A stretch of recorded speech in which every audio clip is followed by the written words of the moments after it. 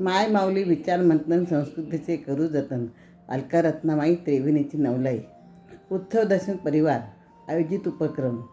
आजचा विषय पारंपरिक चातुर्मास व्रतवैकल्ये व आधुनिक व्रतवैकल्ये याविषयी माहिती मी सांगत आहे. नाव शशिकला पिंगळे, राहणार पुणे. आषाढी एकादशी ते कार्तिकी एकादशी असा चातुर्मासाचा काळ असतो. या मासामध्ये बहुतेक महिला काही ना काही संकल्प करतात.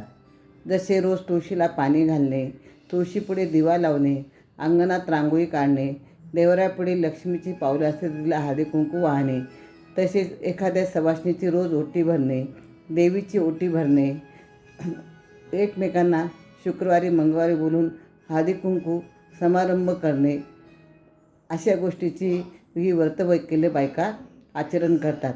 व शेवटी उद्यापनाच्या दिवशी आपल्या ऐपतीनुसार दानधर्म करतात. पण आधुनिक काळामध्ये महिलांना वेळ कुठे आहे हो?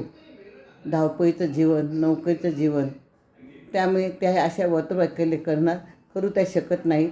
हल्ली तेवढा विश्वास पण नाही त्यांचा. तर त्यांनी माझ्या मते अनाथ आश्रम, वृद्धाश्रम यांना भेटी देऊन त्यांना लागणाऱ्या उपयोगी वस्तू द्याव्यात.